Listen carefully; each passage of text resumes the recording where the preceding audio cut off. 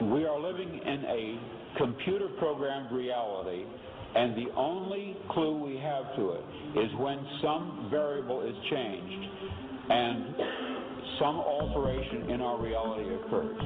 We would have the overwhelming impression that we were reliving the present, déjà vu, perhaps in precisely the same way, hearing the same words, saying the same words. I submit that these impressions are valid and significant, and I will even say this: such an impression is a clue that at some past time point, a variable was changed, reprogrammed as it were, and that because of this, an alternative world branched off.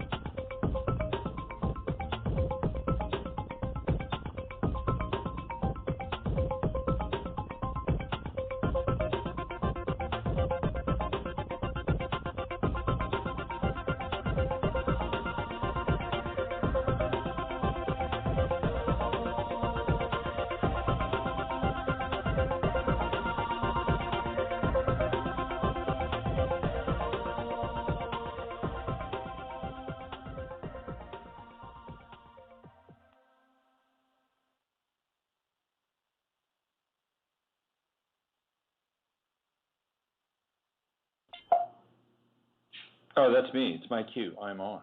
Good morning. Hey, it's Robert Phoenix. Actually, good afternoon. How is everybody? Welcome to another edition of 11th House Radio. I'm here, and I'm your host. And today we're going to be, of course, delving into astrology and other ephemera and errata. Today happens to be the 100th anniversary of the Great War.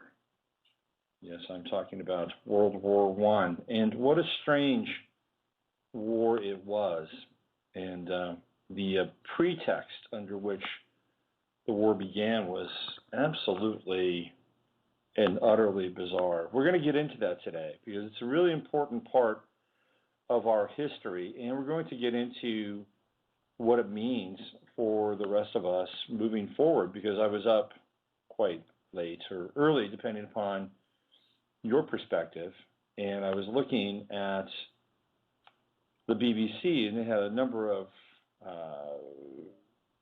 well, actually it was really just one. It's a number of people, but it was just one commemoration from Liège in Belgium where the war started. And it was quite telling what they were actually talking about and what message was being conveyed. And I'm going to get into that during the show. It's important. It's important for you to understand sort of the underlying messages here in what's taking place with the world and these cycles that we're in. We are in a 100-year war cycle, and if you look at what happened starting in 1914, it gave us 100 years, a century's worth of war. We had World War I, obviously, which we are talking about. And then World War I morphed into World War II, thanks mainly to the reparations that the Germans had to undergo via the Treaty of Versailles. And the Treaty of Versailles placed such harsh monetary restrictions on the Germans that it crippled their ability to have any kind of economic clout or recovery after World War I. And so what happened? Well, we have the beginnings of the Weimar Republic, the absolute utter decadence, the collapse of the franc, and the collapse of German morality. That's what's going on, or that's what happened. And then as a result, there's a man by the name of Adolf Hitler who steps into the breach and decides that he's going to raised the spirit of the German collective with his National Socialist Party, Democratic Socialist Party. So we can see here that World War II is a direct outgrowth of World War I. It's not hard to figure that out. When I was on a flight to Germany one time, I sat next to a guy. It was an interesting conversation. He was Jewish, he was Russian, and I learned a lot from him on that day. And we, when you're sitting next to somebody on a plane for 8 hours, you're either going to get along or you're going to just ignore each other. Well, we got along mostly. And as I said, it was quite instructive. And he was very, very into this whole notion of America and fighting for America's rights and fighting for America's freedoms. I mean, he was really into this stuff. And I think the reason why, and even though he's not Israeli, one of the reasons why is because the United States has such a close relationship with Israel. And you can look at it with the two countries' Venuses. They're just separated by 1 degree. Israel has Venus in Cancer, and I believe it is 4 degrees. Let me just check that. Yep, and the United States has Venus in Cancer, 3 degrees. So it's kind of an interesting connection with the conjunction. Now, that doesn't really play into sort of the overall piece I'm getting at here, but what was fascinating is that he basically saw the Second World War as this kind of radical social aberration. And it took me pointing out to him that it was the Treaty of Versailles and the absolute and utter void of leadership and lack of, I wouldn't necessarily call it morality. When we demoralize something, it doesn't really have to do with their morality. We remove their will when somebody's demoralized, or their will is removed for them. We don't remove that unless we co-sign on that. But it has more to do with the application of the will. The application of the collective will during and after the days following the Treaty of Versailles was devastating. So we have this void, and World War II comes out of that void. Hitler, everything, the German national identity comes out of that void. And then after that, of course, we have the Cold War, which was a war. The Cold War was a war. It was a war fought on a couple of different fronts. And if you don't think that we were at war, we were. We're at war with China and Russia in Korea, and China and Russia in Vietnam. So there was a war going on the whole time. It was just a different kind of war. It was a covert war. It was kind of like, we're going to go fight these guys on this front, and we're going to invest the military-industrial complex because there's a lot of money to be made in war, right? And we're going to use this for a number of different reasons. In each war, the Korean War is very strange. Of all the wars, it probably makes the least sense. By the way, the Korean War it's not over. It has not ended. There was never a formal declaration of surrender made by North Korea. So that war is still going on. Legally, it's still going on. But strange war, very strange war. Now, Vietnam was fought over for a number of different reasons, one of which was the heroin trade. That's a big deal. The French were getting out of it. The United States wanted to get into it, plain and simple. Again, plus we could make a ton of money with all those, wartime manufacturers, all those defense contracts, huge. Raytheon, McDonnell Douglas, you name it. They were supplying lots of wartime goodies and making money hand over fist because of the war. And also the war split the consciousness of the country. It's a big deal. But the wars never stopped. They never stopped. I mean, after Vietnam, what happened? You had guys, we had Angola. There was a war in Angola. We were fighting in Angola. We were fighting in Afghanistan. Yes, Afghanistan. We were helping the Afghanis fight against the Russians. That's another war. The Cold War, again, These wars were going on for a long time. A lot of guys that were in Vietnam wound up going to Angola. And I'm not talking about actual soldiers, although some of them did. Michael Edward, a good friend of the show, he's one of those guys. He was a special forces guy. Where did he go? He went to Angola. You go where the money is. You go where the action is. Soldiers of fortune or misfortune, depending upon your experience. But it didn't stop. The wars just kept on going. You know, once Angola was sort of tucked away and over, once Afghanistan was over, you know, where did we go after that? We went to Central America. And we backed the Contras in their war against the Sandinistas.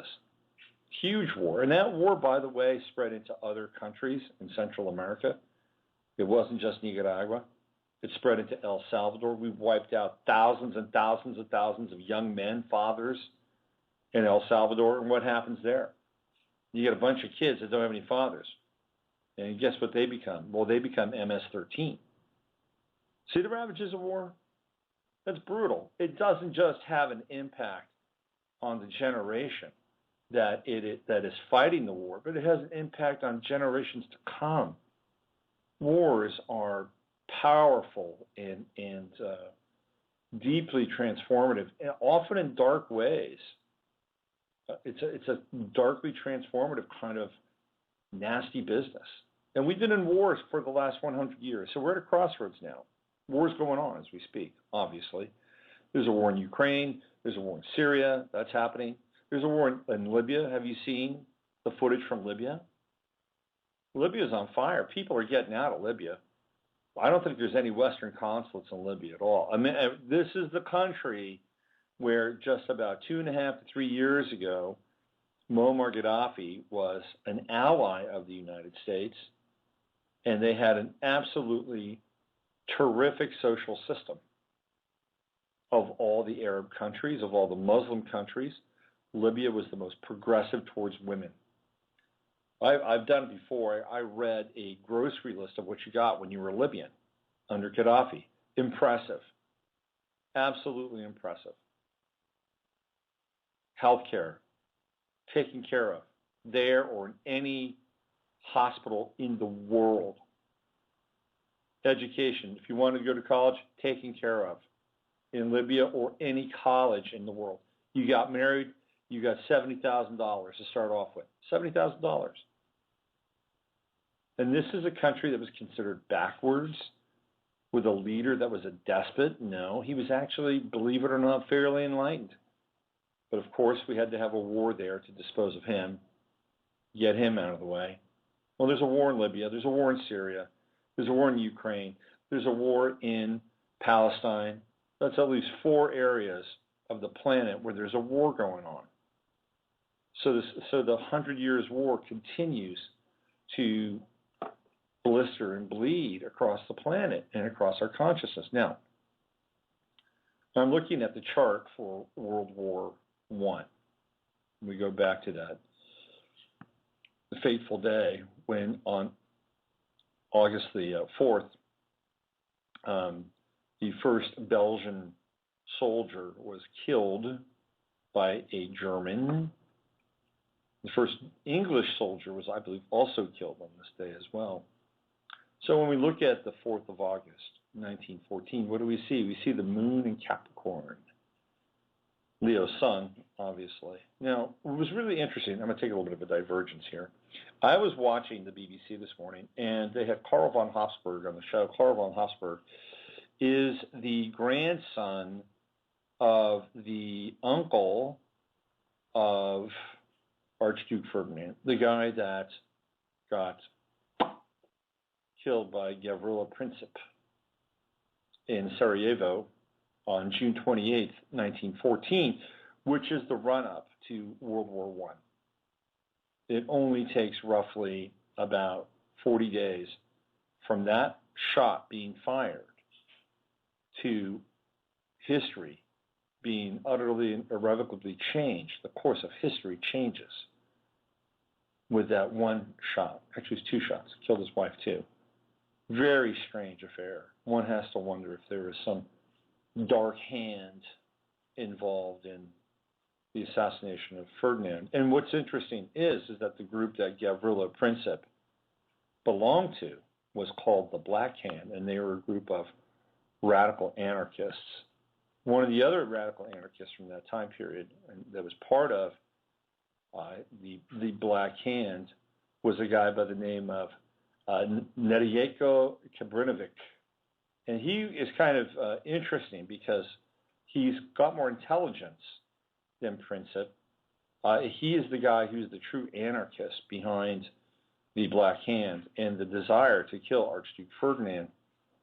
Now, this Kabrinovic character, he's the guy that throws the hand grenade underneath the car as Archduke Ferdinand and his wife and his entourage are going through Sarajevo. Now, what was interesting was that this was a time in Europe where the houses were kind of collapsing. This was the old guard of Europe. And what was really happening was that the houses that were very sophisticated, like the House of Hanover, they had already begun to fold themselves into the identity of the nation state. So even though they appeared to be figurehead rulers of England, the House of Hanover was not. They were still very, very much involved in the everyday affairs of not just the country itself, but the world. They were, however, hiding behind the curtain of the nation state. So they were smart. They understood that what was happening, and you got to remember that these people employed court astrologers, especially the Queen of England. Now, if you go to the Tsar and the Tsaress of Russia, Alexander and Catherine, you can see that their court astrologer was Rasputin. Now, what were these court astrologers looking at? They were looking at Uranus and Aries. Because in 1914, even if you go back further than that, Uranus and Aquarius. Uranus moved into the sign of Aquarius.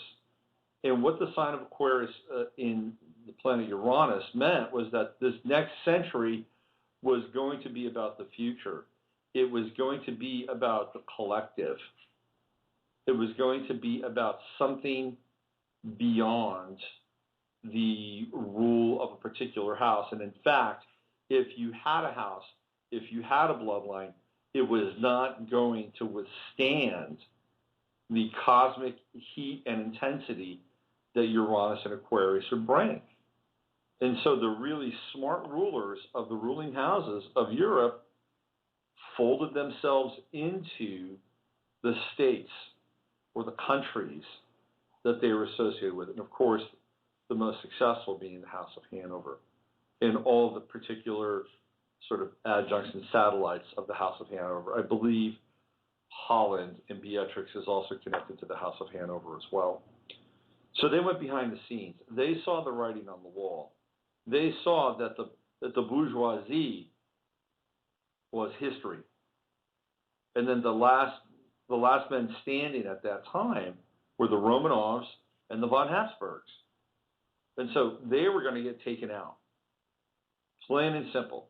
Whether it was the wave of astrology that was coming, or whether it was these other families who said, okay, if we're going behind the scenes now, you cannot stand alone and be the voice of Europe. You cannot be the face of Europe. You cannot be successful. You cannot be the champion of the people. Because if you are, then that will make you the sole rulers on face value. So they had to be eliminated. If the century of modernity was going to take place, the prior century of bloodline, lineage, family, and divine rule must come to an end. Because when we look at the opposite of Uranus, what do we have? We have Leo, right? Plain and simple. If you go back, and what does Leo represent? Leo represents royal families, the ruling elite. So here we are, it's August 4th, 1914. The sun is at 10 degrees Leo. Where's Uranus? 9 degrees Aquarius. Can you see the conflict here? It's a major opposition. A major opposition. So on this day, Europe would be transformed forever. It would move away from the sun, at least on a superficial face value level. It would move away from the sun and the symbology of the sun to Aquarius and Uranus. And once this happens, we begin to see the socialization of Europe take place. Now, this takes place obviously over time, but it happens rather quickly. In fact, it happens after World War I and then World War II. Why? Because the states at that point in time must, once Europe is gutted out, the states or the nation states must take hold of the resources and the planning so that they can rebuild.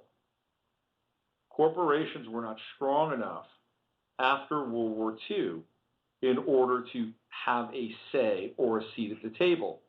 So therefore, you have England moving more towards a socialist state, and let's face it, it is. And the rest of Europe begins to move more towards socialism. One of the reasons why, again, is that they don't want power falling into the hands of one individual or one group. And so they create a safeguard. And that safeguard in their mind is socialism. And it happens all the way across Europe. We have kind of a quasi-capitalistic, socialistic model in most countries in Europe now. Germany, of course, being probably the best model of it because it actually manufactures things still. It has a brain trust that, creates either patents or technologies. But that's what we have now. We have this hybrid, this corporate socialist hybrid that arises after the war, and mostly socialist. So the other family, the Romanovs, they're going to go down in 3 years. 1917, they're out of the picture. And so you have the von Habsburgs wiped out due to assassination, and then the ensuing war, and then you have the Romanovs of the revolution. And they're actually, what happens with the Romanovs, they get involved in World War I. They come to the aid of the von Habsburgs, and they lose. They lose in a big way because they're fighting for their own dynastic rule because they know that if the von Habsburgs go, then they're next. And they were next anyway, so they probably, threw in and tried to keep it together. And they lost. And when they lost, everything was taken from them. There was a leadership void with Alexander out fighting the war. There was an economic void. The Bolsheviks rose to power. So we see with the Uranus-Sun opposition something very potent take place.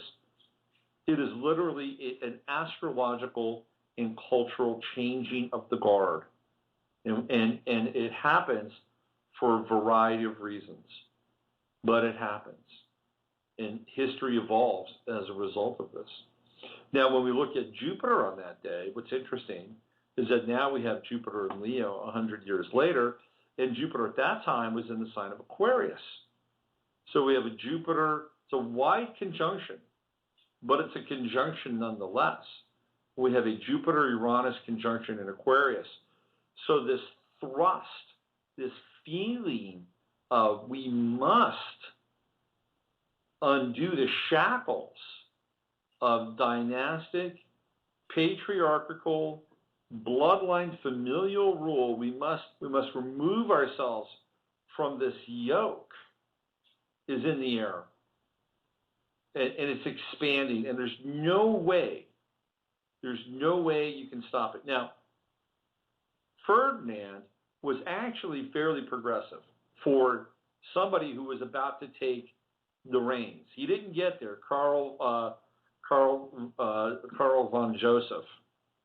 He was the actual leader of the Austria-Hungarian Empire at that time, and Ferdinand was the guy that was going to step into the breach. And he was a fairly progressive guy. He was actually more inclined towards giving people more rights. There was a fairly inclusive society in some ways. It wasn't exclusive. If you're a ruler, you want to be inclusive to a certain extent, right? Because if you exclude too many people, you're going to have pissed off people on your hands. So he was actually going to cede more power to the Slavs in the Slavic region, which is where he was killed in Sarajevo, and the Serbs didn't like that. The Serbs wanted their own thing. They wanted their own power. They didn't want to answer to the Slavs. These are very, very difficult, long-standing tribal relationships that over time have had to have been reconciled either by oligarchic rule or by the formation of a state. And if you were part of a state, you didn't have a choice. Now, as you saw when Russia or the former Soviet Union fell apart, those tribal relationships became uncoupled. And then there were long-standing feuds, which were, of course, they were fueled by the West. And so you had the Slavs versus the Serbs, or the Croats who were the Slavs versus the Serbs. And it was a big war. It was a terrible war. And it was a war that Bill Clinton was forced into, by the way. The Lewinsky affair forced Clinton deeper and deeper into the Balkan conflict. Getting a little geopolitical history here, boys and girls. You get some astrology, you get some history. I think that's why you buy the ticket to the show. So anyway, the moon was in Capricorn on this day. And it was at the Capricornian midpoint at 15 degrees. And what do we know about Capricorn? Well, what we know about Capricorn is that Capricorn represents the ruling class, right? The corporate class, while Leo may represent the actual dynastic ruling class, the bloodline, the ordained bloodline, right, which is Leo, the sun. Capricorn represents the new ruling class, the CEO as the leader, or the president, or the prime minister, or whatever titular title that the head of state has. That's also Capricornian. It's not Leo. The power is not derived by God, because that's how the ruling class derived and defined their power, that they were given divine right to rule through their bloodline affiliation. With Capricorn, that goes out the window. It's not about how divinely ordained you are. It's about how much money you have and how much power you can wield and the network of relationships that support your rule. And so here we have the emergence of the moon, the Capricornian moon at that point in time. You can see where not only Europe with Aquarius, both Jupiter and Uranus in Aquarius is headed, but the darker side of the moon. Now, the moon at this point, by the way, is getting full, right? So it's not completely dark. But in terms of the sun in Leo and moon in Capricorn, there's a very kind of distinct difference in terms of the energy, the output, the symbolism. Within a few days, the moon would go into Aquarius, and the war would be in full effect, and the moon would be full. So we have a full moon, we have Jupiter, and we have Uranus, all in Aquarius, all moving Europe towards a socialized experience. But at that point in time, really, on August 4th, with the moon in Capricorn, who do you think was pulling the emotional strings? It was the architects for the new world. Now, the Mercury was in Cancer at 21 degrees. Now, this obviously would have affected the United States at some point. Since the United States is a Cancer country, we would have been pulled into the war. Venus was in Virgo at 22 degrees, a very difficult place for Venus, challenging place for Venus. Venus in Virgo is almost an aspect of subjugation in some ways. Like you have to serve or else, right? You have to serve or else. And this is what took place for a lot of people during World War I. A lot of people did not want to fight. They did not want to fight. They had to fight, though, because if they didn't fight, they were going to get crushed, which is often the case of war, right? I mean, a lot of people, I don't think most people want to fight. I think the whole ideals around nationalism and all the stuff that has fueled war, I think it's very thin. Only when people are attacked do they want to fight. That's my sense. Unless they're so fired up and they see a threat, an imminent threat, that they have to fight. In which case, it's a whole other discussion and dialogue. But a lot of people in World War II didn't want to fight. You had a lot of people that were drawn into the war. And it was a world war. I mean, there were people fighting all over the world. The Germans had conscripted the Sudanese to fight with them. I mean, it's fascinating, all these different people that were drawn into the conflict. Mars was conjunct Venus. So not only do we have people that don't want to fight, which is basically Venus and Virgo, Mars and Virgo is saying you must. And they're separated by 1 degree, 22 and 23 degrees. You got to fight. You got to serve. You've got to serve your country or whatever that is. You've got to take care of business. And a lot of lives were lost during World War I. Huge amounts of life. It was a terrible war. And it was a war that claimed a lot of promise. And so we see, if you look at like the sign of Virgo, it really is the sign of the proletariat.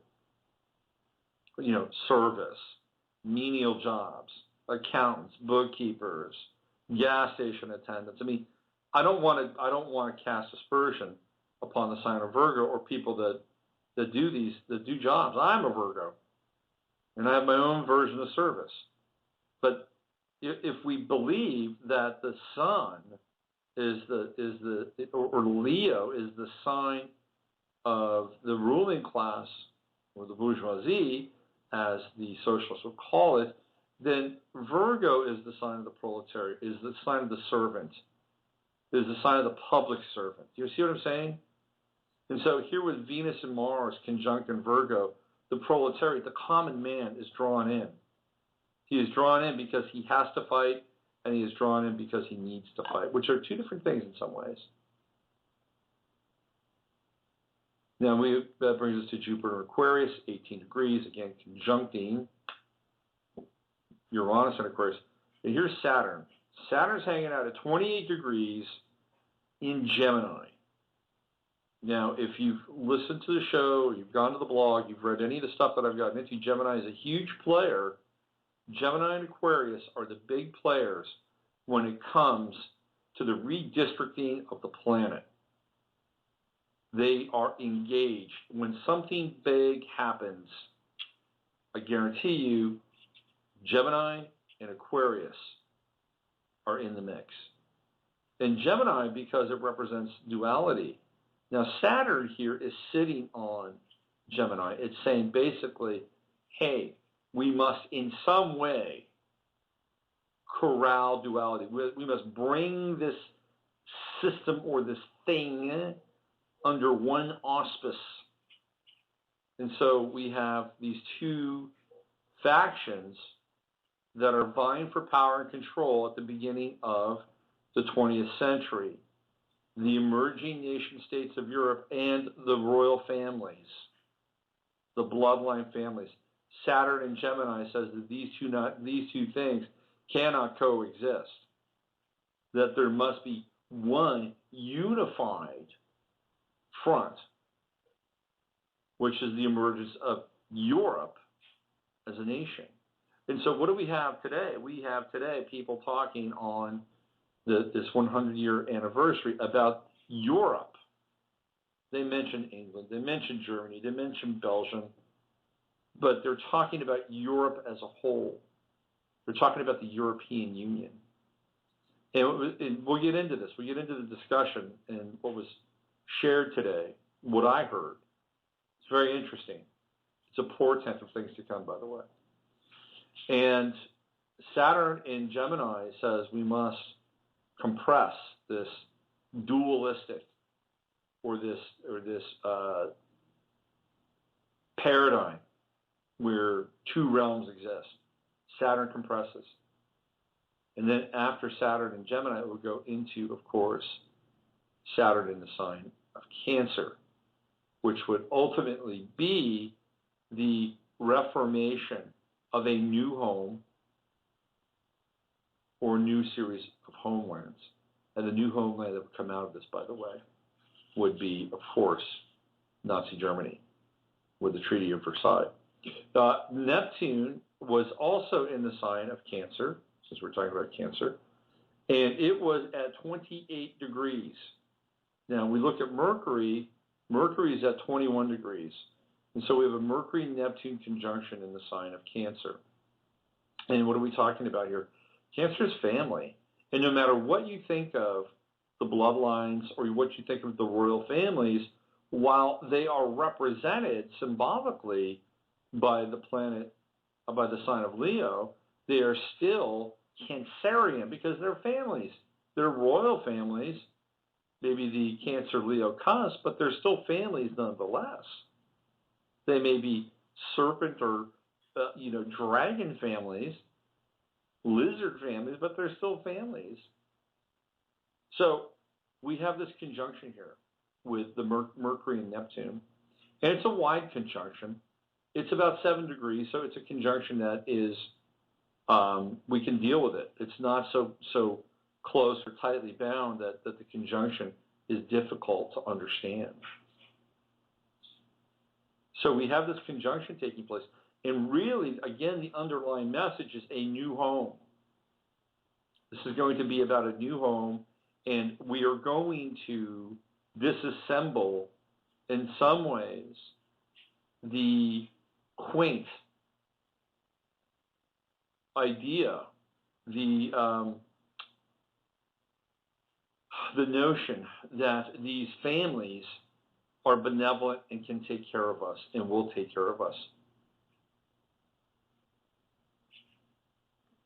With all the Aquarius present in this chart, that kind of relationship to monarchy, rule, and the benevolence of a family will not only be challenged, but will have to go by the wayside. Because Jupiter expands everything, and conjunct Uranus, it is expanding this idea. It is expanding the 20th century forward. Pluto is also in the sign of Cancer. It's at 1 degree, so we just have a new kind of energy around Pluto, the Pluto and Cancer people, right? It's just coming into being. And what's going to happen is that these Pluto and Cancer people, they're going to be born during the Depression, which is a major event that will take place. And it will transform family again as we know it in a very, very deep way. A very deep way. And what have we been dealing with since 2009? We've been dealing with Pluto and Capricorn. And Pluto and Capricorn on a kind of a meta time scale opposes this Pluto in Cancer piece from 1914, or even before, it would be 1913, to be honest with you. And of course, 1913, what happens in 1913, that's when the Federal Reserve and taxation and all the stuff associated with it comes into play, which will, of course, become a burden on the family as time moves forward in the 20th century. Fascinating stuff here as we look back on the 100th anniversary of the war in Europe. Chiron is where? 18 degrees. What sign? Pisces. So we're dealing with a Pisces return, a Chironic return of the First World War. Dark Moon Lilith was in the sign of Aries, which is the sign of war, the dark side of it, the sign that would impact women, it impacts lives, families, relationships, and the male. The male is deeply impacted with war, and not in a way that is heroic. And sure, there are, stories of heroism in World War I. Jimmy Doolittle, the great American fighter pilot who had all these crazy kills, he emerges out of World War I. In a dark way, Baron von Richthofen, the Red Baron. He emerges, Aries. He emerges as a kind of a war hero during World War I, but a dark war hero. So Chiron in Pisces, very fascinating, because we're here now, and Chiron is at, I believe, 16 Pisces, and on the 4th of August, 1914, is 18 Pisces. He's going retrograde. So we got a 2-degree difference here. And what we know, and this is what I've been writing about, I've been writing about this whole notion of false flags. And it's going to be on the website today. So why don't we do this? Why don't we take a little bit of a break? I'll let you do your thing here, and I'll crank up the next part, and I'll get into Chiron. Why do we make Chiron our teaching moment today, especially Chiron and Pisces? Let's do that. You're listening to 11th House Radio. This is Robert Phoenix, and we are getting into the fascinating subject of the 100th anniversary of World War I. Here's Last Plan Out, and it's by Toy Matinee. I think a fitting song for marking this very important day in our collective history. I'll be back in 5 minutes and 11 seconds.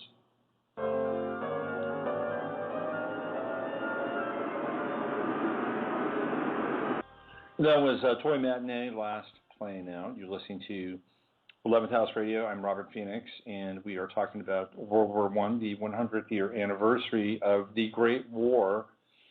And I have shared with you before that I was born in a city where one of the greatest battles of all time, the bloodiest and probably deadliest battle of all time, was fought. That is Verdun, France. That is where I decided to drop in and make my incarnation into this lifetime. I have no doubt that I was there during that war and likely was a German. I feel that in my bones here. And actually went to Verdun and visited where I was born for the first time back in, since I was born back in 2001, I believe. Yeah, it was 2001. And I had a great time. I had a great time there. It was fantastic. A lot of fun. I wound up getting a bike and riding all over the city and playing football, American football, with some French teenagers in the middle of the town.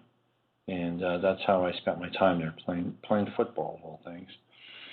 So we're talking about World War I and the astrology of World War I, which is absolutely fascinating. Today is Barack Obama's birthday. How about that? How about that for a little astro synchronicity? The 100th year anniversary of World War I, well, the anniversary of World War I in general. This is the birthday of Barack Obama, at least the one that we're given. And, I played with a number of birthdays for him, times. I think that the day is probably right. That's my sense. Although there are people who believe that he was born on, I think it was February, is it 12th? It's the day where there's the stellium of planets in Aquarius.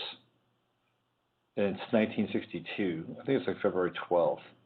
I did a show on it. I think it's the 12th of February. Anyway, there are people who think he was born on that day, and quite a few people believe that. Well, not quite a few, but a vocal minority believe that's the birthday of the Antichrist. Who else's birthday is it today? Louis Armstrong. Very different energy than Barack Obama. His birthday is today. Roger Clemens, the disgraced pitcher from the Boston Red Sox, it is his birthday today. The Queen Mother, British royalty, a beloved symbol of courage and dignity, born in 1900. Her birthday is today. There's a Leo queen, if there ever was one, huh? Who else? Richard Belzer, one of my favorite comedians. Richard Belzer, by the way, is a conspiracy theorist. He's an interesting guy. I would love to have Richard Belzer on my Friday show. That would be a guest I would absolutely love to have. He's sharp, he's funny, and he kind of knows the score. He's gotten in trouble for speaking his mind. Can you believe that? People get in trouble for speaking their mind. It does happen. It's his birthday today. Of course, Obama. And the war hero, Raoul Wallenberg, speaking of war, his birthday is today. Helen Thomas, feisty Helen Thomas. Her birthday is today as well. Gotta love Helen Thomas. God bless her. Rest her soul, right? I think she's passed away, hasn't she? I think she's left us. No, she's still around. She has not passed away. Oh, she did. That's what I thought.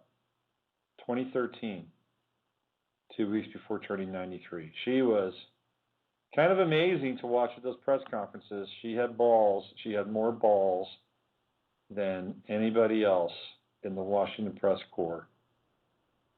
It's also the birthday of Shelley. Percy by Shelley, the absolute great romantic poet, and the husband of Mary Shelley, the author of Frankenstein. So there we go. There are some birthdays for you to wrap your heads around today. Barack Obama, interesting.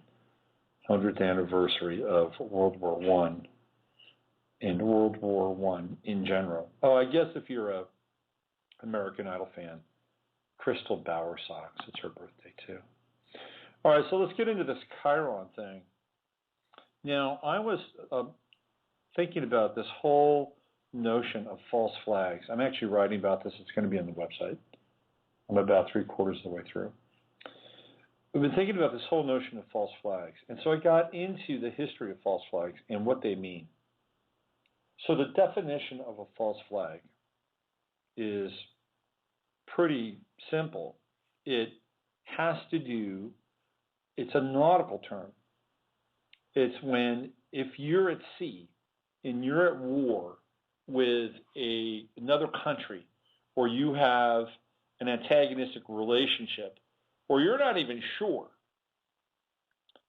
then you're at sea and you would take and you would run up a different flag. Like if you had your telescope and you saw through the telescope that you were getting close to a French ship, and you were an English ship and you were at war with France, then you would pull your English flag and you would raise a different flag. You would raise a false flag. And that false flag would give the other party this deceptive reality that it would not be, who you were stating to be. And therefore, there would be confidence and trust that would be taken into there would be a moment where confidence and trust would be a bridge between two parties that are at sea and potentially warring, but one party did not know that the other one was deceiving them. So false flag is an act of deception. That's what it is. It's an act of deception. And not only is it an act of deception, but it is something that appears to be one thing or one way and is actually something else. That is the definition of a false flag. And again, this phenomena happens or happened, doesn't happen anymore, at sea. So it makes it a Neptunian event. It makes it a Neptunian and Piscean event. So false flags, by their nature, are Neptunian. Why? Because we're dealing with deception. We're dealing with illusion, misdirection. These are all very Neptunian and Piscean kinds of aspects, right? And they originate at sea. So now we have the false flag moving onto land, but the nature, the cosmic nature of the false flag is Neptunian and Piscean, right? All right, so keep that in mind.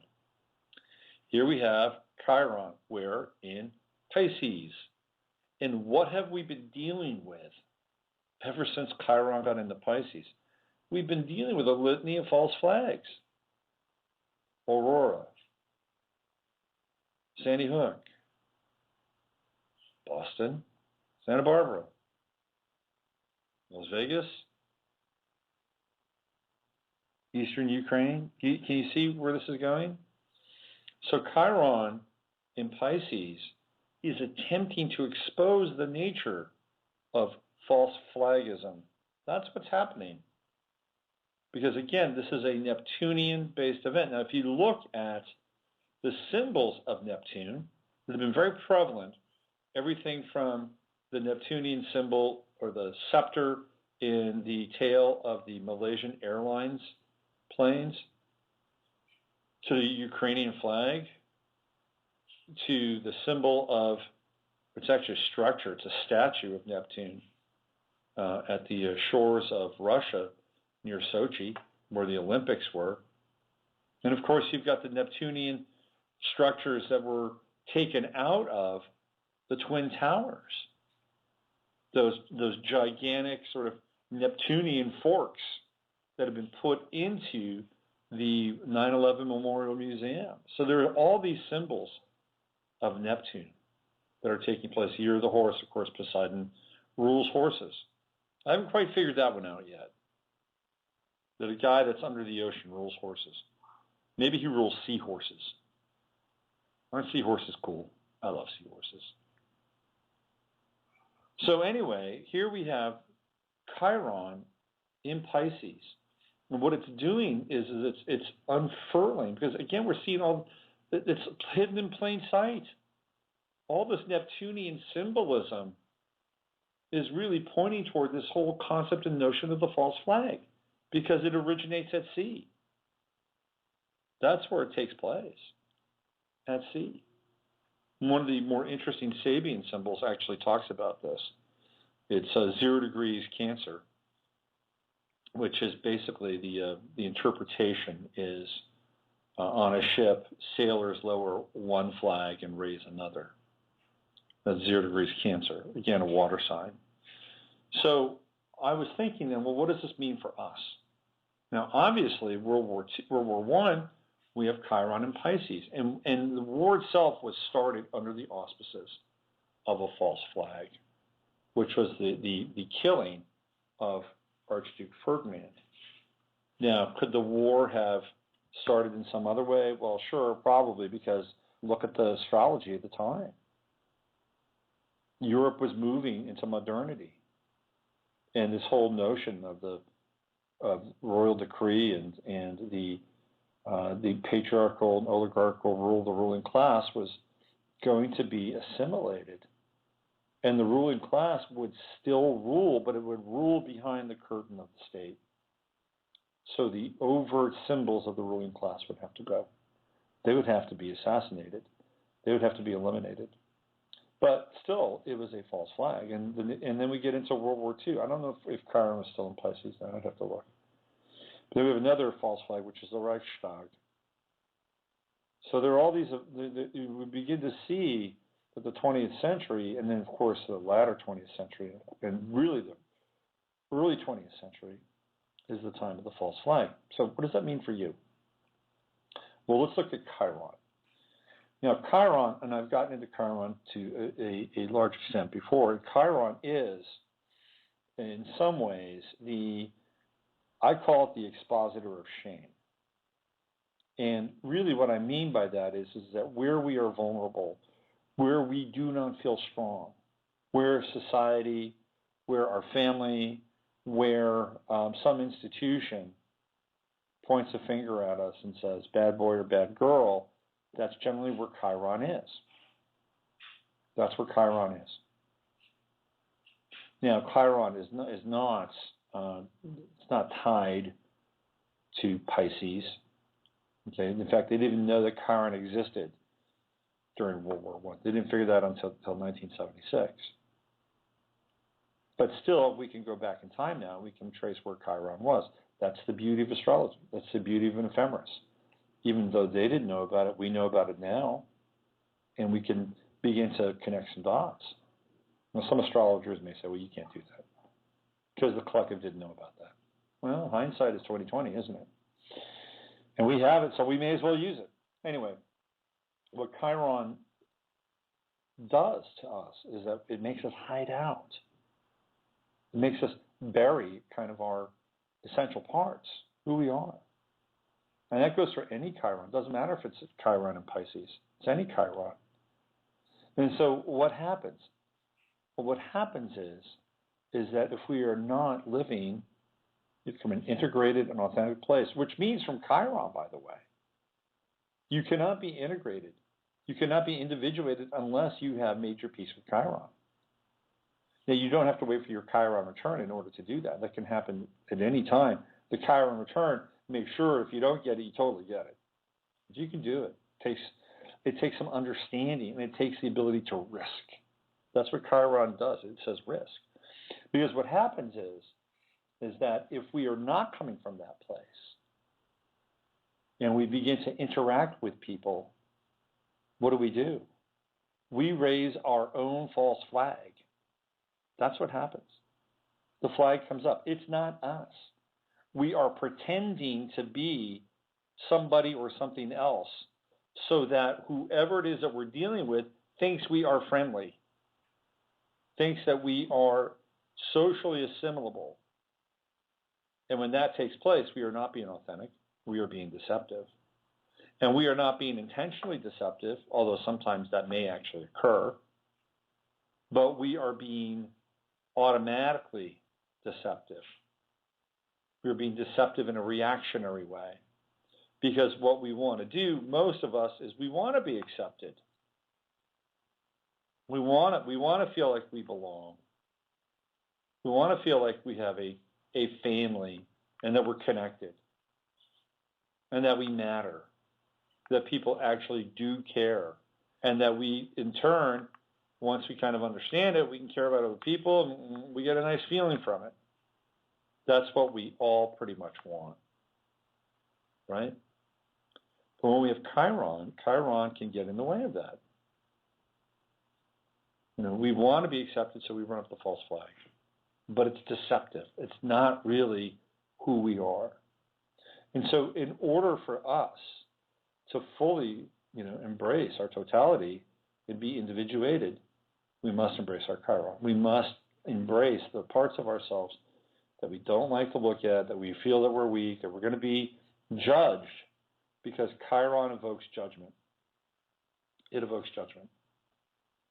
So one of the things that has to go with Chiron is you have to let go of judgment and self-judgment. And it's a difficult thing in some ways. I remember one time I had a real Chiron experience. I was in my early 20s. I think I might have been 20. And I had just gotten this haircut. It was kind of a punk rock haircut, I have to say. And my father certainly didn't like it. He didn't dig it at all. In fact, when I came home from getting this haircut, he said, "You fucking punk."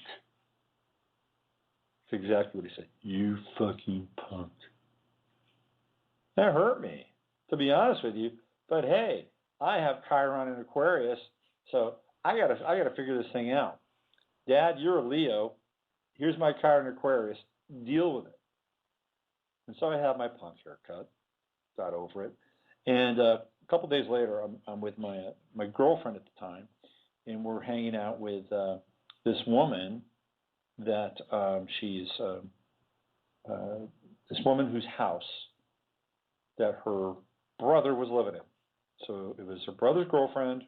Her brother wasn't there. Brother's girlfriend, brother's friend, best friend, and this woman. And we're all hanging out, and we're getting totally smashed. And this guy starts capping on me about my hair. "Why did you get your hair cut like that?"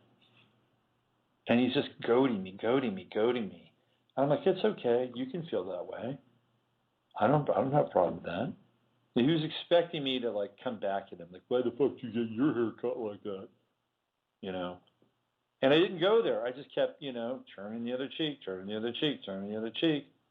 And after about, I don't know, maybe 10 minutes of pointed insults and trying to get under my skin, he said, "Are you kidding me? Are you for real?" I said, "Yeah, I'm for real. I just like my hair like this." And all of a sudden, I won the guy over. And then we went out. Guess where we went? We went to a kind of a punk rock concert. We saw this band called Romeo Void, another band called Pylon from Georgia, one of the coolest shows.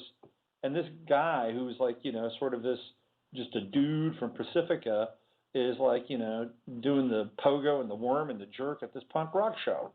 And we're all having a blast. That was a Chiron moment. And so most of the people listening to the show, you're older, I think. I mean, I'm skewing the demographic a little bit. But you're older, you're a little older, and you probably are hopefully inside the skin of your own Chiron. Now, Chiron is a moving target, and so it's going to also, we have our own natal Chiron, which we must become okay with. Because if we're not, we're hiding out, we're bringing up the false flag. And we're betraying ourselves. We're betraying ourselves at a very deep level. I have a nutty Chiron. I've got Chiron and Aquarius in the third house. It's nuts. It's conspiracy theory. It's madness. It's all those things that we associate with Chiron and Aquarius third house. Doesn't matter though. Doesn't matter. Wherever your Chiron is, you have to own it. Own it. Own it. Own it. Own it. We've gotten into this before with Chiron and Pisces. You got to be unabashedly spiritual, loving, forgiving. You've got to walk the path of the adept. That's what you are.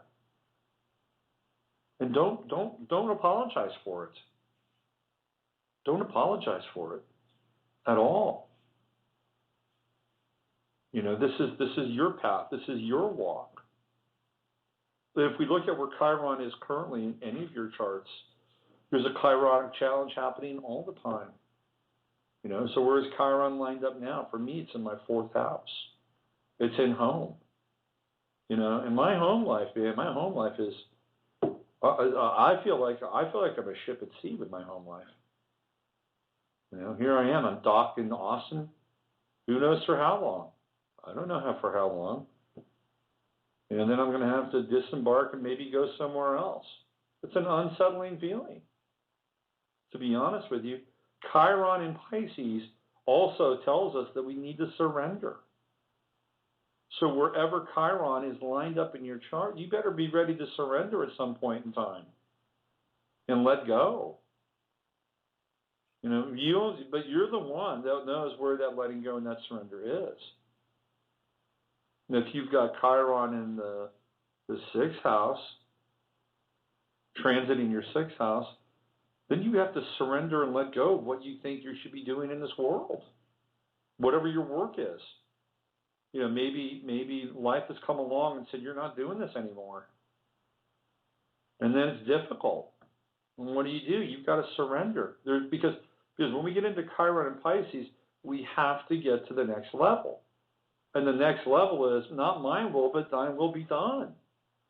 And one of the things, this is where it's tricky, right? Because we're talking about authenticity. We're talking about Chiron in terms that, where we have to own it. It's our thing. And if we don't own it, up goes the false flag. And we become deceptive to ourselves and to other people. But when we get into Chiron and Pisces, it's a whole different kettle of fish. Piscean, pun intended. Because now we have to surrender to the higher order, the higher dictum, the higher will, which may not always be in alignment with our will. So I'm sorry to say, but that's the way it goes. Some people will say, well, it's all one. Well, it is and it isn't. It's all one when you align with the higher will. Then it's all one. When your will and the higher will is aligned, boy, life is good from that point. But until you get there, until you fight or surrender or embrace or whatever it is, it can be a struggle, especially with Chiron and Pisces.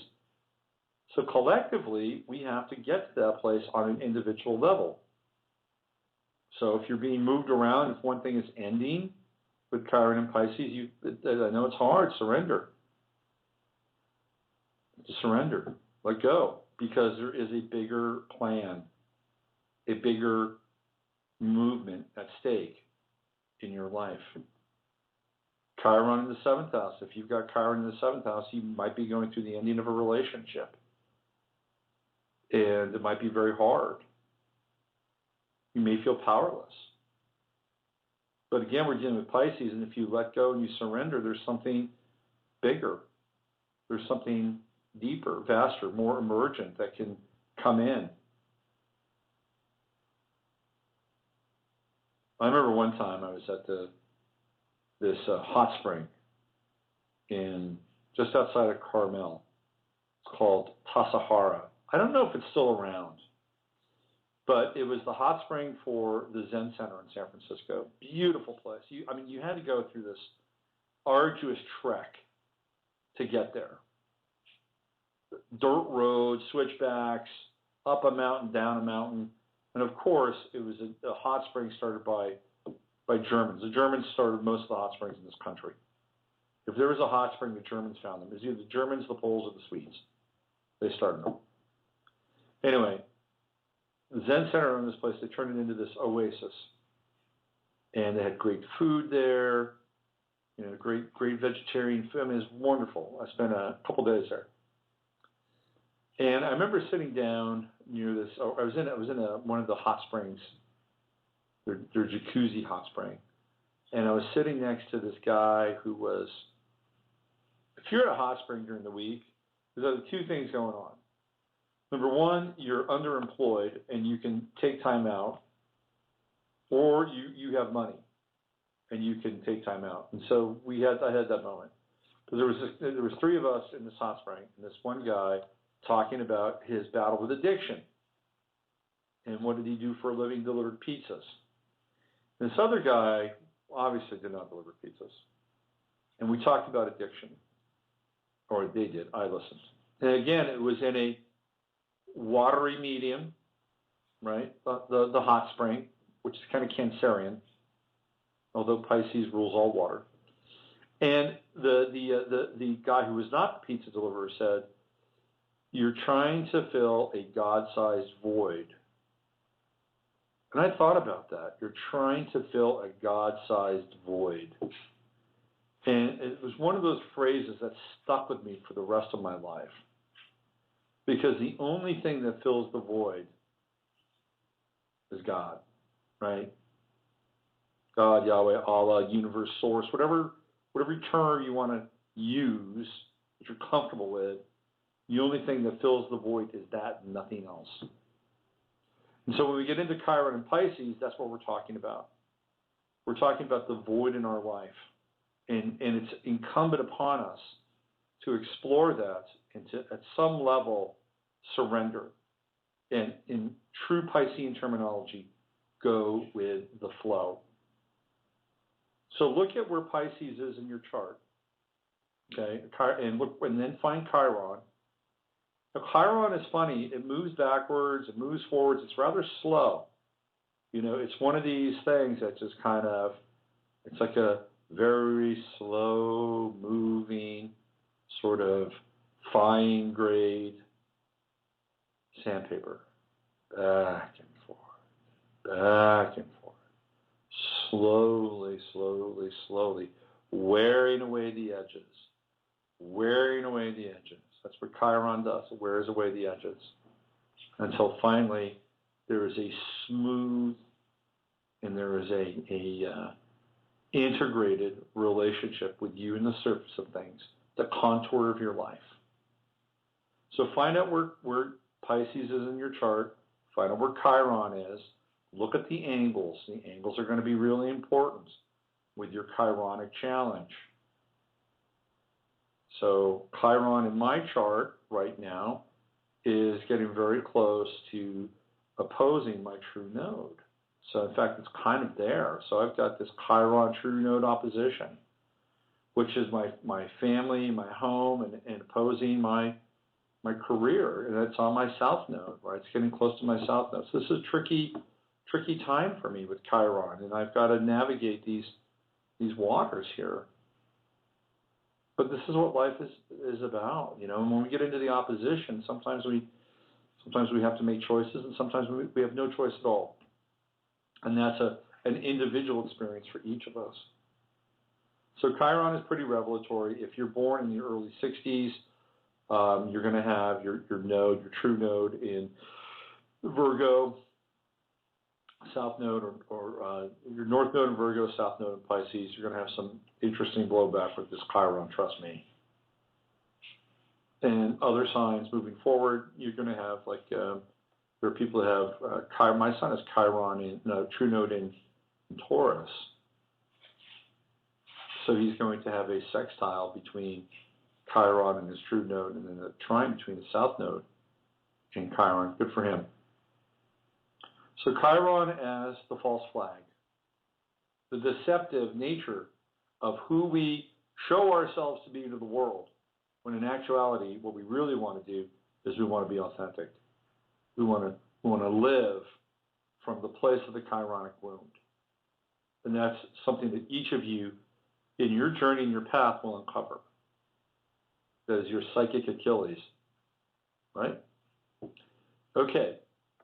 Well, why don't we do this? Why don't we open up the lines here? We've got about 43 minutes left in the show. 347-308-8995. 347-308-8995.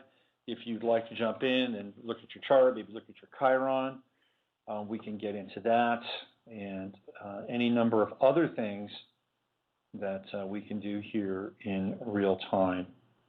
The outer planets they're all retrograde right now, which is kind of interesting because, retrograde looks at things from a reverse angle or looking backwards.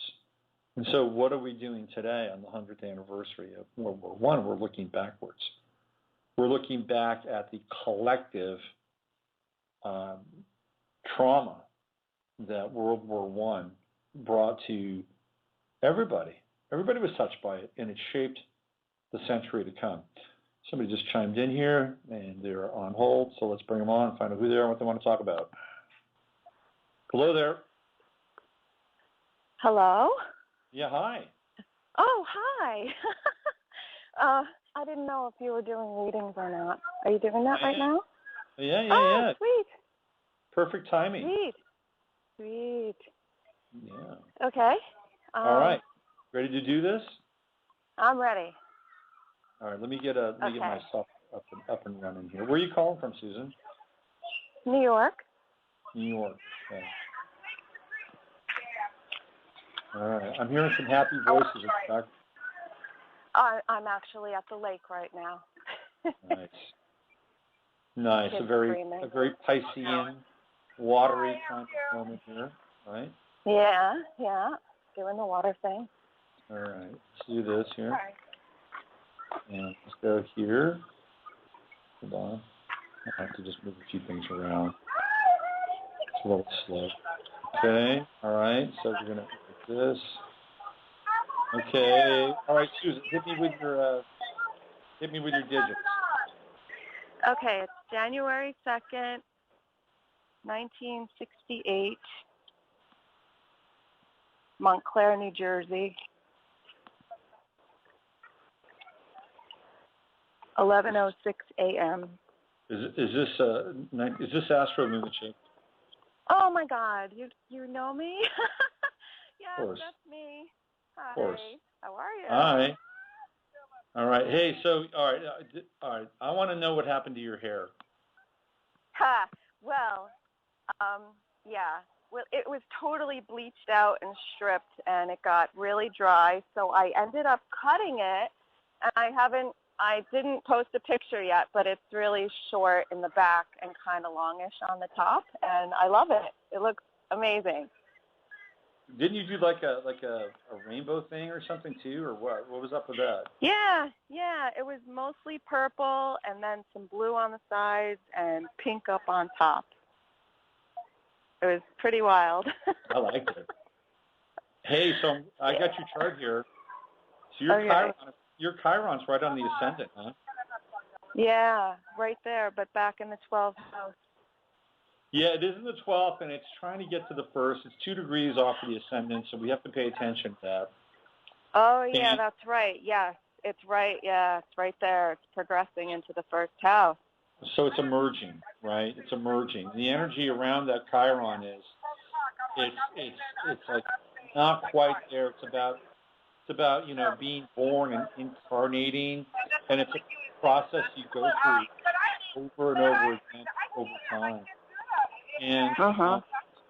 And I think that Chiron in Pisces on the ascendant is really kind of a challenge to be unabashedly, spiritual and loving and forgiving and open, while at the same time, Pisces, we have to practice some level of discernment too. So it's a tricky Chiron because you can't let everything in, right? If you let everything in, then then who are you and where are you, right? You would cease to exist in some way.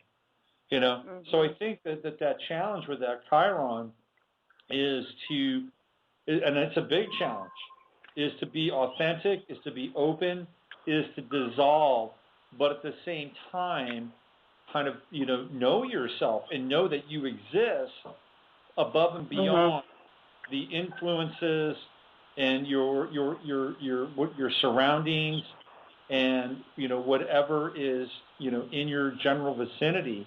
That Chiron on the ascendant in Pisces. Have you ever read Leaves of Grass by Walt Whitman? No. That Chiron at that angle reminds me of that poem. And it may be interesting for you to check that poem out, because what Whitman does is he's sitting there and he starts meditating on this blade of grass. And then through that blade of grass, he becomes everything. And it's an amazing poem. I think it's one of the great poems of the English language. And I think that would be a useful kind of sextant for you, because Whitman he becomes everything, but he never loses himself. He's a Gemini. It's what he does, right? I mean, he's able to kind of be two things at once, objective and subjective. But I think that Chiron on the ascendant has that feeling, that you identify with this sort of preternatural oneness with all things. And so I think if you start with oneness, if you start with this feeling of I am everything and everything is me, and you start from that place, it could be a very interesting place to live from. Because at least what you're doing is you're claiming ownership with your Chiron, right? Just open the door and saying, all right, come on in. Let's just see who's there, who's available, what's available. I'll just be open to any influence. I think the key to that Chiron is that I am one with everything. And then from that point, it becomes very interesting. Now, it could be kind of schizophrenic, too, because if you're one with everything, then where's the boundary, right? Now, that would be up for you to figure out. And it's a very creative Chiron, I think. And I think art would play a role with your Chiron. So if you could somehow live with this sense of oneness and turn it into some form of art, then you have the ability to kind of assimilate the influences in your immediate environment. Also, with that Chiron, just from a practical standpoint, you need to be around healthy people. You need to be around healthy people, healthy situations. The influences that you bring in with that Chiron, because you're so sensitive and so open, you kind of need to make sure that for lack of a better term, I don't want to use the word safe. That's not the word I'm looking for. But you're watching after your own psychic well-being with that Chiron there. So you want to hang out with people that are positive. You want to hang out with people that love you. You want to hang out with people that have your best interests.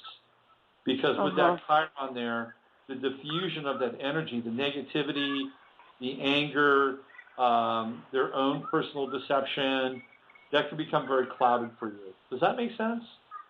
No, that actually makes perfect sense, because that's something that I've really had to grapple with, on the one hand, being so open and so non-judgmental of people has left me vulnerable, very vulnerable. So I've really had to learn about my own personal boundaries. And yes, I can look at someone and say, whatever, I love you, and that's fine whatever it is that your deal is, I accept you on one level, but I don't have to participate. I don't have to be affected. I don't have to, I can have healthy boundaries and be accepting at the same time. It's sort of a straddling effect that I'm doing here. Yeah, you would have unusual relationships to begin with, right? Because you have Uranus in your seventh house, and then and Uranus sextiles Venus in your chart, so you would have unusual relationships, open, kind of ended, artistic, creative, spiritual, connected relationships that add another wrinkle and layer to that Chiron, because you've got Uranus opposing your Chiron. So that's tricky. That's a real challenge. I bet you could write a book about some of the relationships and friendships that you've had in your life. Yeah, well, I find that it has been very tricky for me because I tend to attract people who come to me for healing, and I feel like I sort of have a way of transmuting for people, but I'm also realizing that they have to participate in the process, and, I can offer that to someone, but if they don't get it and they try to, I don't know how to describe what happens. It's very weird with me and people. I totally have unusual, unconventional friendships and relationships. I've gotten kind of tired of it after a while. It's like, all right, I need to take control here. Well, I need to live my life. Well, so to that extent or to that end, how is Pluto on your sun treating you? What's that like? It was really, really heavy the first pass there, and until I understood what I needed to do to work with Pluto, to kind of break, I understood that it was breaking down certain structures in my life, in my ego, and once I worked with it, because there was a lot of fear involved too, Pluto on your sun, it kind of feels like, oh my God, I'm going to die. I felt like I was going to die, and there was times when I hated life, and I never considered suicide, but I was like, ugh, fucking end it right now. Put me out of my misery. But once I decided to look at it, from the highest and best perspective, it became an awesome trip. And now it's coming back again. And I will tell you that when Pluto went over and closer to my Mercury, my eyesight started to go. But now it's coming back again. It's weird. Yeah, I was having trouble with distance. And then I noticed when it started to retrograde back away from my Mercury that now I'm not having that problem so much. Yeah. Interesting. Yeah. Well, your Sun and my Saturn are exactly conjunct. So we have an interesting connection with the Saturn-Sun conjunction. Go ahead.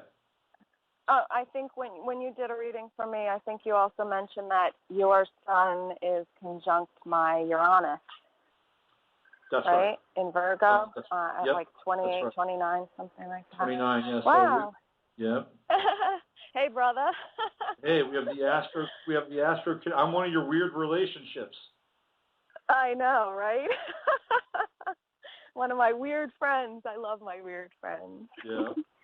So Saturn's going through your 8th house, which is an interesting passage for Saturn because it underscores the death theme in your life, like with Pluto and your Sun, right? When Saturn goes through the 8th house, it is getting you prepared for its movement towards your midheaven, which is an interesting thing. And you're going to have the Saturn-Neptune conjunction, and that's going to happen in October, November of this year. And when that occurs, there's going to be a lot of reckoning and reconciliation on a very, very level.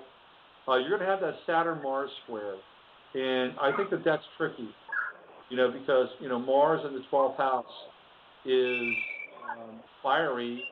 It's what they call, Mars in the 12th house is hidden enemies, right? So, but it's also sort of this underlying kind of restlessness, especially in Aquarius, in the 12th house. So when you hit that Saturn conjunction to Neptune and the Saturn square Mars, 8th house to 12th, just be careful in terms of, kind of where you travel. Don't put yourself in areas that are going to be, they're going to put you at risk. So make sure you're like in the right part of town, the right part of time, right? Also, any feelings of restlessness, if you're driving, make sure that you kind of run the energy first before you get behind the wheel. It's important. You're dealing with a lot of energy, a lot of frustration. So run that energy, get it out, right? Work it out, do whatever it is, so that when you hit the streets or you hit your job or whatever, you've got your wits about you, and you're not, and the energy is not running you. So we're looking at ways to constructively participate with the Saturn-Neptune conjunction. Because the other thing with the Saturn-Neptune conjunction in the 8th house, with Mars square Neptune in your chart, is that you will go through, I think, the final passage of addiction and codependency. And that could be anything from relationships to people that bring you energy in your life that's like that, to your own addiction and codependencies. You're going to work through this. And then the payoff, which I love here, is the Saturn-Venus conjunction. Now, people make this the Saturn-Venus conjunction because what happens with Saturn-Venus conjunction is that you get really pared down and simple about who you relate with, right? Extraneous relationships play. But out of that process, 1 or 2 or 3 really important relationships emerge. So here, on a very deep level, you're resolving, I think, some significant, I guess people will call it karma in some ways.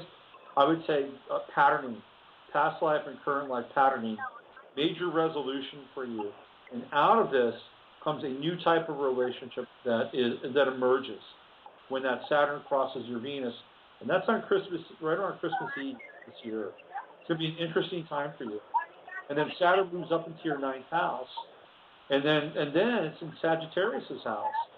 So you get to experience like this opportunity to share and to teach and to bring your knowledge and your experience to the world. It's all part of what's going on right now in your 8th house, and will continue to go on through in your 8th house. The accumulation of what's happening, it happened to this time. So I like your chart. I like what's going on for you with Saturn. And ultimately, when Saturn hits Capricorn and goes into your 10th house, you're going to have a pretty phenomenal transformation with your career. So whatever it is that Pluto is doing right now to your work is setting the stage for this Saturn transit going up into your midheaven into your 10th house. So you've got some really good momentum and some nice runway to look forward here with Saturn. You're going to have initiation. That's going to happen. But it's okay. It's all right. It's going to be fine. Just make sure you run the energy and make sure you're kind of in places where, you can, theoretically think you're safe, right? There you go. Yeah, right. Well, I like what you said about running the energy because I noticed that when I had my progressed Mars going over my ascendant, that's when I started having a bunch of car accidents. Yeah, so I noticed, I was just taking note of where was my head at, where was my energy at when those things happened, and it was a great learning experience, so I know exactly what you're talking about with that. Yeah, got to watch that. Cool. Good. Are you still tending bar, or are you doing something else? No, talking about Pluto in my 10th house up there, the restaurant that I was working at closed down, and I was on unemployment for a while, and I decided that I was going to go back to school. So I'm going back to school for social work and psychology. Oh, good. Yeah. That's Saturn going up into your 9th house, right? That's Saturn. Yeah, right. Yeah. Good for you. Well, congratulations. And that will lead you to that Saturn run right now, going up to your 9th house. That'll lead you to a career rebirth with Saturn hitting your midheaven and dealing with social services and bureaucracies, courtesy of Capricorn. So you're up for it. You're up for it.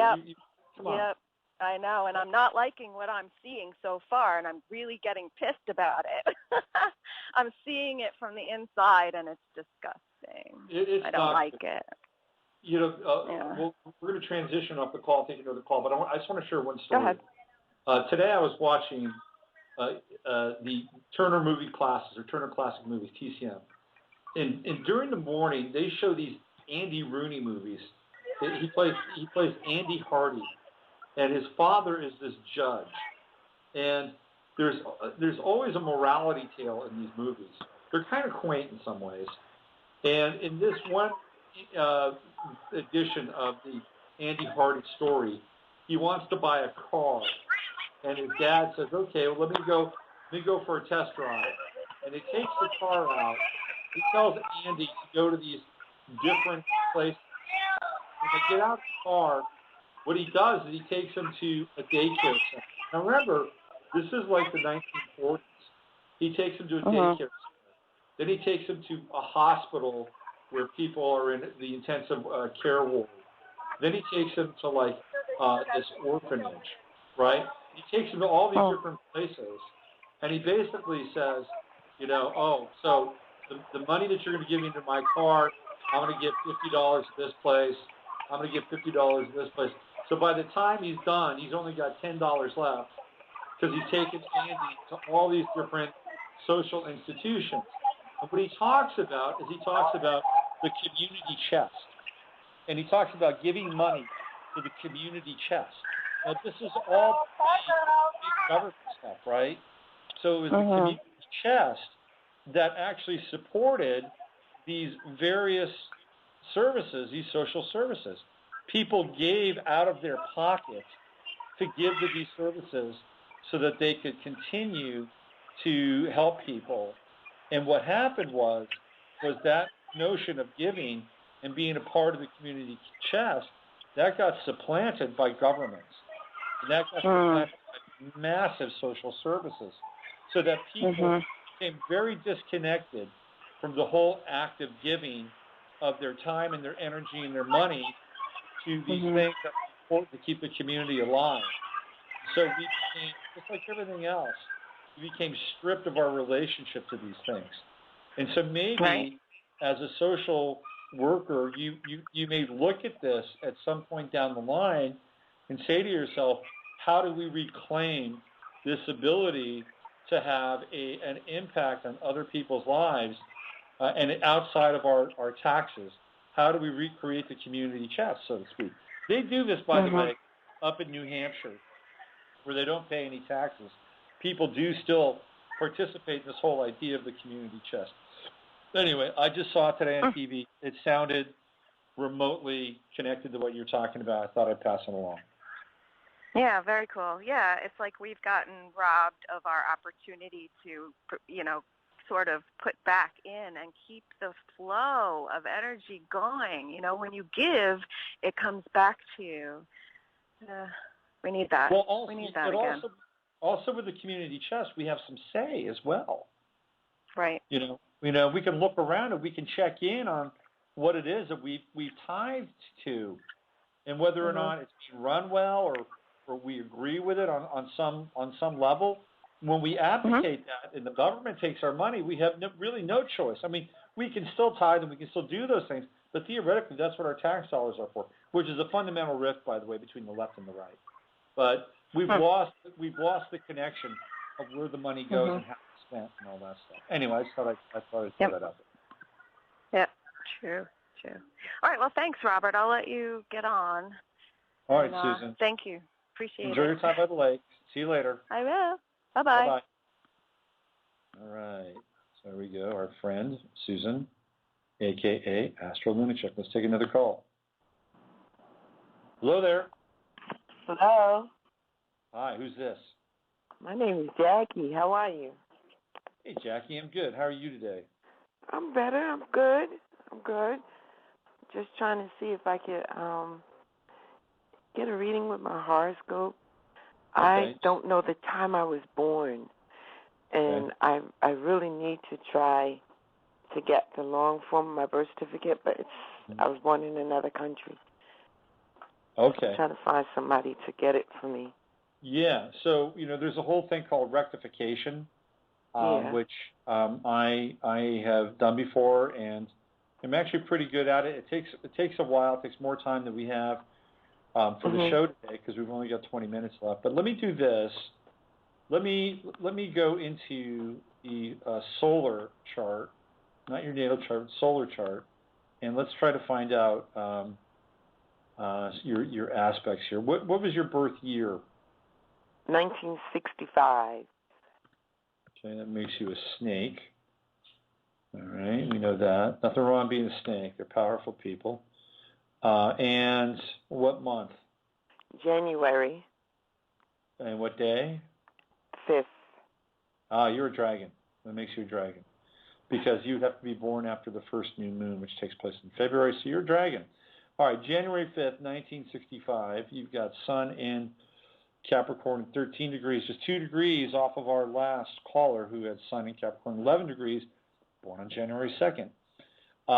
So let's see, January 5th, you said, right? Is that right, January 5th? Yes. Yeah, 3 degrees, 14, 11, 3 degrees.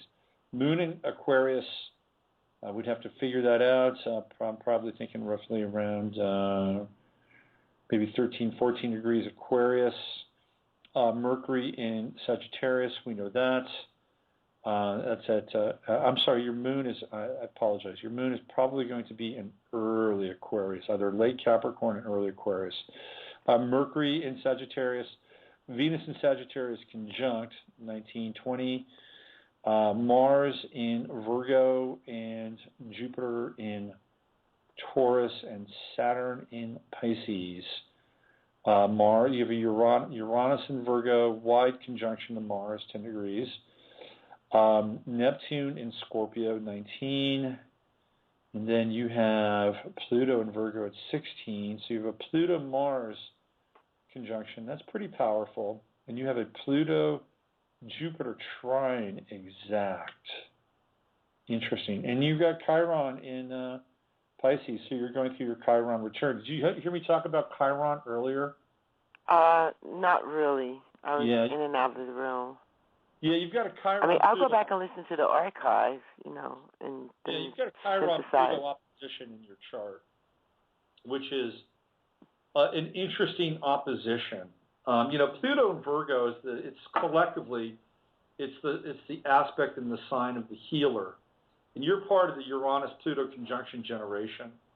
So you have a Uranus opposition to Chiron as well. And roughly from around 1964 to about 1969, Pluto and Uranus were conjunct and pretty close. And when you get to like 67, 68, they're super, super conjunct. And this generation has the ability to take on a lot of intensity and a lot of really kind of profound life change.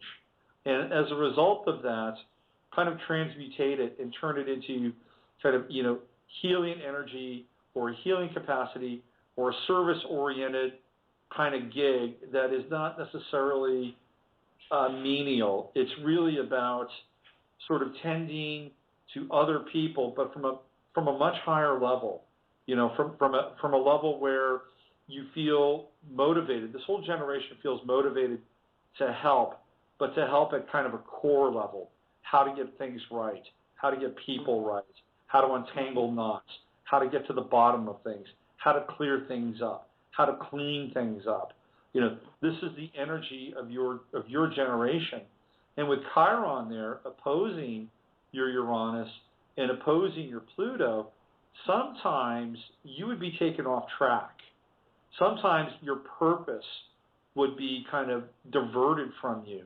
And just like when I was talking with Susan in the earlier call, it would have to do with outside influence or other people or other energies that would take you away from the single-pointedness and the purity of your purpose. So part of your challenge with your chart is to integrate, the desire to help, the desire to be open, the desire to experience compassion and feel, while at the same time being able to be sort of tactical, Virgoan, follow the details, follow the steps, be clear, follow protocols and work. This is a challenge here with this opposition in your chart. Now, the good news is that when we look at Pluto in terms of where it's at energetically with the sign of Capricorn, you're starting to get a Pluto-Uranus trine in your chart. And in a year, when Pluto gets back up to 13 and 14 degrees, you're going to have a Pluto-Pluto trine. And this is actually very, very empowering. So a lot of the distractions and a lot of the things that have kept you from being able to move forward, you're going to let those go. And you're going to focus on what's really important in your life. Because when you get into the Pluto-Pluto trine, this is what right around the age of 50, roughly. And you get to kind of reorganize, rework, and retrench your life. Because what happens is, and this is the beauty of astrology, is that you're staring down sort of the back end, right? It's just be honest, you're staring down the back end of your life. We all are when we get to around the age of 50. So the Pluto-Pluto trine says, reorganize, retrench, and recreate. Because this energy that you're working with now for the next 2 years, that's going to carry you through for the next, basically, 15 to 20 years of your life. So you're going to have an opportunity to recreate yourself over the course of the next 2 years. And the good news is that when you do that and when you commit, these distractions, whatever it is that's pulling you away from your purpose, they begin to fall away because you have committed. The energy is moving you along. It's like you're pushing off into a much larger river. Okay, not a river that's filled with rapids and eddies and rocks where you're going to get stuck and you're going to capsize. It's more like you've just gotten onto a big paddle boat and you're moving now down the Mississippi. That's really what it's like. And with Pluto on your sun, and it's coming, right? Pluto's at 11 degrees. It was on your sun, and now it's coming. It's going to be coming back next year. The urgency to do this, the urgency to manifest who you are and to actualize who you are will never be greater. So the next 2 years of your life are going to be theoretically where you really plant your flag, and it's where you really decide to commit, and where you decide finally that the distractions are no longer going to hold me back. And what happens sometimes is that when we do that, we think we hurt people, right? We're going to leave people behind. People are going to suffer. Well, in some ways, we can't be God for all people, right? And at some point, people have to take care of themselves, and they have to tend to their own business and their own affairs. And by continually divesting our energy into those people, those relationships, we don't do them any good. We certainly don't do us any good. So part of your piece here is going to be moving away from those things, because Pluto with the trine to Uranus and the trine to your own Pluto and the trine to your Jupiter, as Pluto gets closer and closer to 14, 15, 16 degrees, that's a money configuration. So you have an interesting chart because you've got some aspects here that are all about work. Mars and Virgo is about work, and sometimes Mars and Virgo works hard without a lot of reward, Right. And then you've got this Sagittarian stuff going on, big picture, Mercury and Sagittarius. Hey, I can see the big picture. Why do I have to work hard? I get it, man. Why do I have to work hard when I can see, the contours of the earth, and I can see, the bullshit behind everything.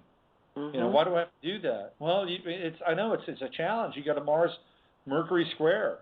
Mercury and Sag wants to fly. Mars and Virgo says,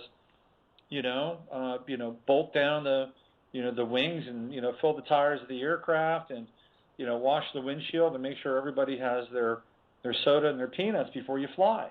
I mean, so it's a challenging aspect in some ways, but the more that and this is going to be maybe not what you called in for, but at this point in time, the more that you work and the more that you focus on your work being your work, like for you, right, and less about other people in some ways, the better off you're going to be and the more traction you're going to have and the more fulfilling it's going to be. You're going to start to see your hard work and effort pay off in the next 6 months to a year. And that will actually lead to an increase in your own personal abundance. You're going to get on top of things. Okay. The conflict here is that Sagittarian and the Mars and the Virgo piece. And Venus in Sagittarius is interesting because it doesn't necessarily like to be tied down. And so you may actually attract people who may, I don't want to say that they would be spongers, but they would like to live sort of in the flow of your Venus and Mercury and Sag while you go off and work hard with that Mars and Virgo, okay? And so the relationships that you would attract in some ways would have to also change. I mean, you may actually want to go for a while without a relationship, or you may want to kind of pare that down until you really consolidate with this Pluto piece. But ultimately, if you're going to have somebody along for the journey and along for the ride, that they're going to have to understand and recognize the hard work that you put in to your life and not necessarily continually sponge off of you or leech off of you or want to get a free ride, because sometimes Venus and Sagittarius will attract those kinds of people, and you're fun. I think you're fun to be with. You've got Mercury, Venus, Sag, great spirit. Optimistic, buoyant. Hey, let's go do this. Let's go out, have a nice glass of wine and a nice steak. Sagittarius likes to live like that.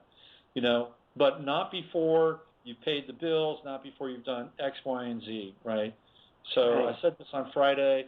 It's a great Sufi maxim: tether your camel first and then trust in God, right?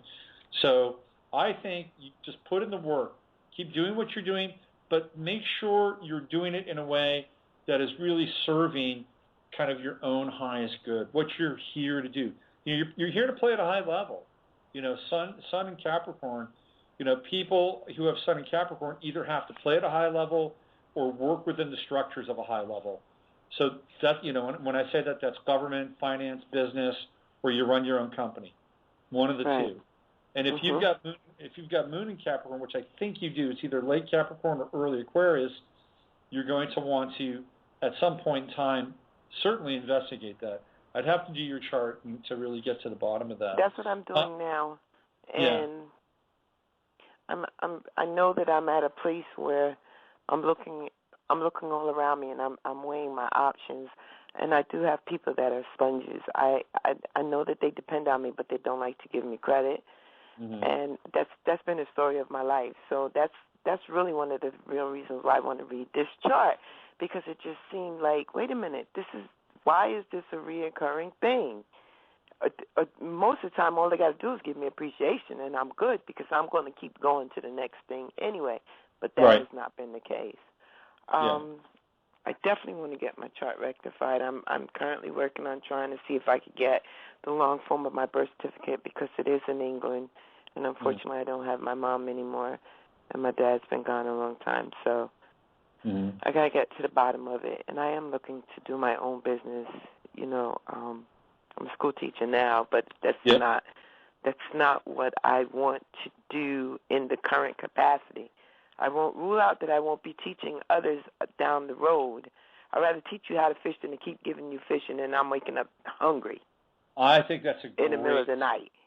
I think that's a great insight into your chart, okay? And I was going to say that there's a difference between being a teacher and an educator, right? And I think that you're probably moving towards the educational piece, or the piece that is an educator. So I would applaud that, and maybe coming up with your own modules and other stuff around that at a higher level. Teaching teachers, that's what a Capricorn Sun would do, right? They would teach teachers. Yeah, well, I don't like the environment that I'm in at this point, and I am ready to move into another direction. I'm not saying that I won't be in education. I might be teaching a completely different thing, because teaching is an art, and I know that I'm comfortable with it once I know the material. Well, look at the Sagittarian in your chart. That's higher teaching, right? That's wisdom. So you're here to teach wisdom. That's the educator, right? Okay. Can I ask you a quick question real quick? Sure. My husband's birthday is 4/5/1962. I love him dearly, but I don't know if he's on the same plane. Well, I don't even have to look at his chart, but your suns are square. He's an Aries, right? 4, 5, 62, and you're 2, 4, 65. So it's almost an exact square. And Aries no, sun. I'm 1, 5, 65. Oh, I'm sorry. 1, 5, 65. Right. I'm sorry. 1, 5, but the suns are still square. So he's got an Aries sun. You've got a Capricorn sun. The goat and the ram. They're not terribly. They're not terribly discordant per se, because obviously they're both hooved animals, right? But Aries tend to be selfish. They tend to focus on themselves, and because they're here to actualize who they are, right? And Capricorn is selfish, but in a different kind of way. Capricorn wants to achieve. Capricorn wants to build. Capricorn has goals that are step by step by step by step. They see the big picture. They want to take the long walk up the top of the pyramid. Aries doesn't even want to do that. Aries has its own trip. Aries has its own agenda, and sometimes being with an Aries can be challenging because they are doing their own program, and sometimes Aries are not always the most grateful. They certainly don't say they're sorry. They don't apologize, Aries. So you can, if you're building now. Here's how a Capricorn and an Aries sun could work together. Let's say you went into business with your husband. He would be a guy that could go out and make the contacts and the networks, and he could get all those things happening. He could get people excited. He could initiate, and you would build the long-term model. You would make sure that everything is in place. The insurance is in place. The taxes are in place. The accountant's in place, right? So that would be a good working model. You'd have somebody that's on the ground going out and making things happen, while you, on the other hand, would be tending to the long-term vision and everything that goes along with it. You have that kind of relationship, and it works. But if you're not working together, then you can be at cross purposes, where you have your own goals and aspirations, and he's intent on actualizing himself. Does that make sense? Yes, it does make sense. Both scenarios, too, because I like the first scenario, because that's how I see it. That's how my parents did it. My father was an Aries, and my mother was a Pisces. Mm-hmm. And if I'm understanding this whole thing correctly in terms of the signs, I saw when my mother sat behind the scene, and she really ran the business without anybody seeing her. Yeah. And he was the person who was out there, because he did have those tendencies. And I do see I see some stark similarities between my father and my husband, because and their birthday is a day apart. One is the 4th and one is the 5th. It's like I married my father. Well, and just based on what you said, he's long gone, right, or he's not around. So here you get to work through the karmic relationship with your father, which is a whole other show together. I got to run. All right. Is there a way that I could contact you for the chart rectification? Because I didn't even realize that there's a difference between the sun and the natal chart, but I truly want to understand it. Definitely. Yeah. You can contact me. My email address, rpm1122@yahoo.com. That's rpm1122@yahoo.com. Also, you can reach Robert Phoenix at robertphoenix.com. That's another way to get to me, okay? rpm1122@yahoo.com. Yes. What was the second choice? Or Robert Phoenix at robertphoenix.com. Thank you so much, Mr. Phoenix. Hey, you're welcome. I appreciate it. Hey, you're welcome. You take good care, and thanks for calling in, okay? Oh, I'm so glad that I did call in. Appreciate it so much. Okay. You because take care I'm now. feeling everything you're telling me, and Good. I'm seeing it as well. Good. Well, I guess I'm doing the right thing. And it's now. a whole lot to heal and clean up, I tell you that much. Yes, indeed. One quick question before you go, though. Does it make a difference because I wasn't born in this country, I was born in England, in terms of where things were in terms of degrees? Well, a little bit. That's why I was playing with your moon. I was trying to, because when I look at it was universal time. So, yeah, to some extent it does. We would work that out during the rectification. Okay. All right. We'll get in contact with you. Thank you so much. I didn't mean to take too much time. Okay. You take care. Bye-bye. Bye-bye. All right. That's it. And we are at the end of today's show. So, there we go. Great show. Thank you for chiming in, and always a pleasure to do readings. Use your head to discern what's real, your heart to say what's possible. I will be back maybe next Monday. Maybe. Friday I'll be off. I'll be out of here. Be sailing the wild blue yonder. This is Robert Phoenix, and you've been listening to 11th House Radio. Hopefully see you next Monday. Take care. We are living in a computer-programmed reality, and the only clue we have to it is when some variable is changed and some alteration in our reality occurs.